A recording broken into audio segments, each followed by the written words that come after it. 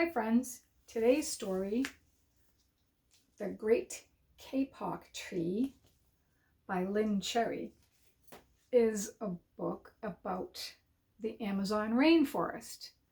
The rainforest is a habitat that we did not cover in our animal unit. This book is a really great story. You get to see a lot of different animals than you would see around here, and you get to learn the importance of the rainforest to creatures and to people. So there are a lot of words on each page, so I will probably read the word and then show the picture, just to make it easier for me to read and for you to see the pictures. Okay, let's begin. The Great Kapok Tree, A Tale of the Amazon Rainforest by Lynne. And inside there's a map of the world, and it shows the green areas. So let me move the jacket a little bit. You can see the green areas where the rainforests are.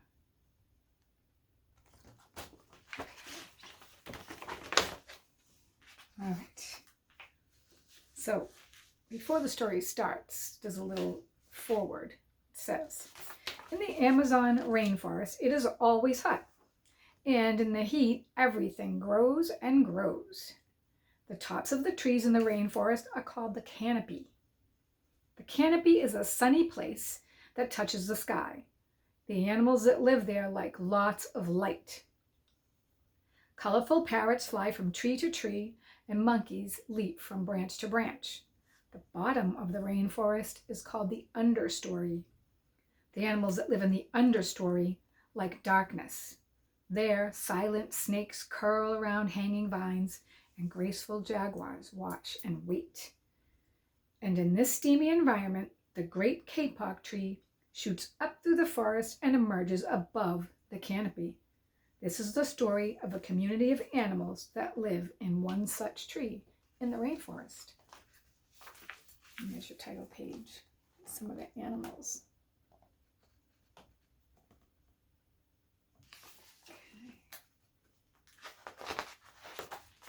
Two men walked into the rainforest. Moments before, the forest had been alive with the sounds of squawking birds and howling monkeys. Now all was quiet as the creatures watched the two men and wondered why they had come. The larger man stopped and pointed to a great kapok tree. And then he left.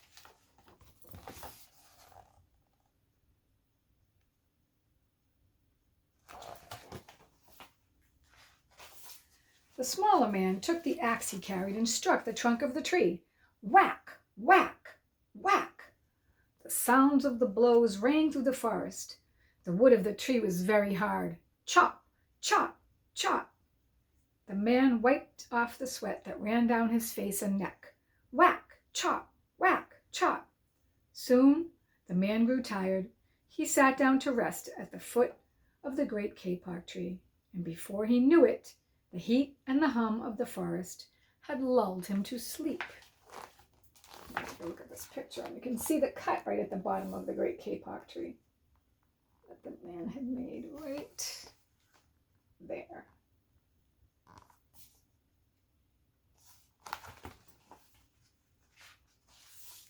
A boa constrictor lived in the kapok tree. He slithered down its trunk to where the man was sleeping. He looked at the gash the axe had made in the tree. Then the huge snake slid very close to the man and hissed in his ear, Senor, this tree is a tree of miracles. It is my home, where generations of my ancestors have lived. Do not chop it down. Now you can see the snake talking to the man.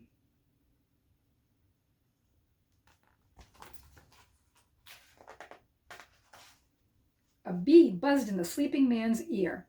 Senhor, my hive is in this kapok tree, and I fly from tree to tree and flower to flower collecting pollen. In this way, I pollinate the trees and flowers throughout the rainforest. You see, all living things depend upon one another. You can see all the beautiful insects.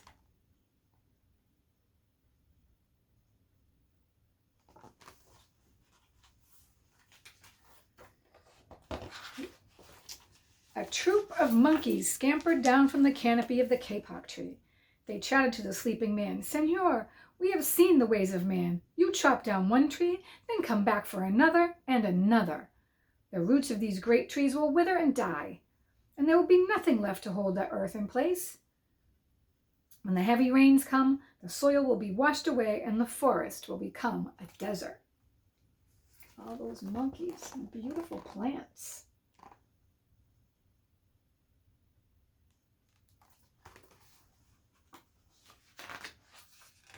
A toucan, a macaw, and a cock of the rock flew down from the canopy. "Senor," squawked the toucan, "you must not cut down this tree. We have flown over the rainforest and seen what happens once you begin to chop down the trees.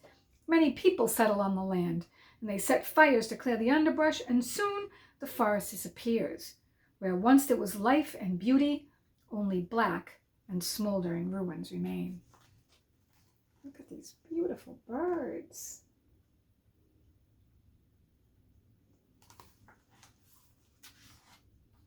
A bright and small tree frog crawled along the edge of a leaf.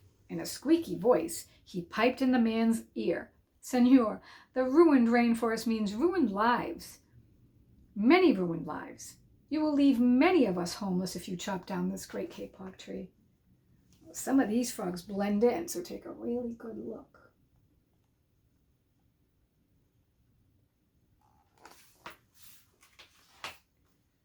A jaguar had been sleeping along the branch in the middle of the tree. Because his spotted coat blended into the dappled light and shadows of the understory, no one had noticed him. Now he leapt down and padded silently over to the sleeping man. He growled in his ear, "Senor, the kapok tree is home to many birds and animals. If you cut it down, where will I find my dinner?"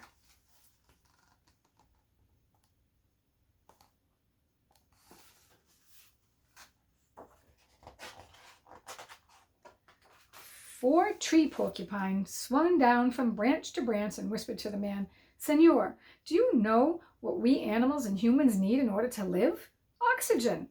And Senor, do you know what trees produce? Oxygen. If you cut down the forest, you will destroy that which gives us all life."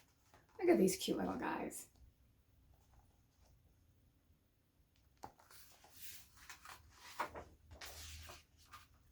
Several anteaters climbed down the kapok tree with their young clinging to their backs. The unstriped anteater said to the sleeping man, "Senor, you are chopping down this tree with no thought for the future, and surely you know that what happens tomorrow depends upon what you do today. The big man tells you to chop down a beautiful tree. He does not think of his own children, who tomorrow must live in a world without trees." So a few different kinds of anteaters, and you can see their babies on their backs.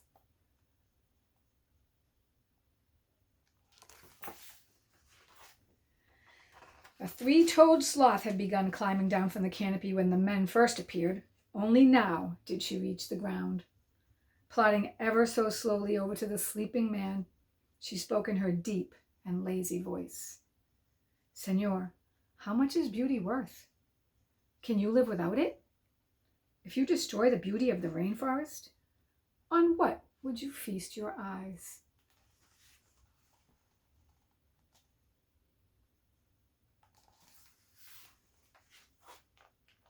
A child from the Yanomamo tribe who lived in the rainforest knelt over the sleeping man. He murmured in his ear, "Senor, when you awake, please look upon us all with new eyes."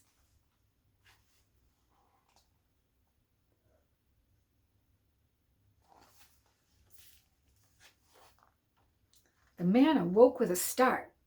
Before him stood the rainforest child, and all around him, staring, were the creatures who depended upon the great kapok tree. What a wondrous and rare animals they were. All those animals. So many.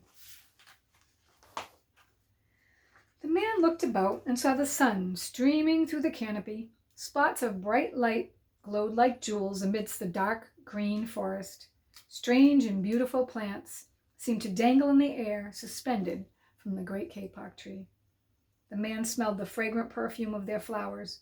He felt the steamy mist rising from the forest floor, but he heard no sound, for the creatures were strangely silent.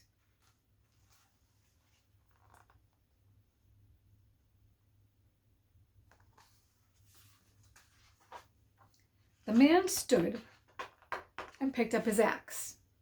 He swung back his arm as though to strike the tree, and suddenly he stopped. He turned and looked at the animals and the child.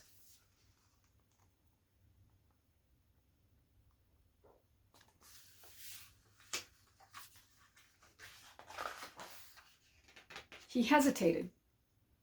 Then he dropped the axe and walked out of the rainforest.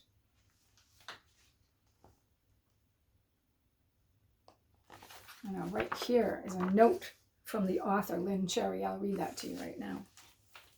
Dear readers, I wrote The Great Kapok Tree to let the world know what happens to the rainforest creatures and to the entire planet when rainforests are destroyed. I hope that after reading this book, you will help save the rainforests. The Great Kapok Tree is about the Amazon rainforest, a tropical rainforest. But we have a temperate rainforest in the Pacific Northwest of the United States that we must protect too. Please care for Mother Earth. Together, we can make a difference. Lynne Cherry. And I'll show you that. It's just the same map again on the back. This time I'm going to show you this part here. These are the layers of the rainforest, and they talked about down here being the understory, and up here being the canopy. Okay? Up here is called the emergent layer, above the canopy, and in the middle they have the middle layer, the shrub layer, and the herb layer. I don't know if you can see that. Really interesting habitat. I hope you like this story. I really like this one. It really makes you think about a place in the world that's really not right near us, but is so, so important to everybody. Have a great day, my friends.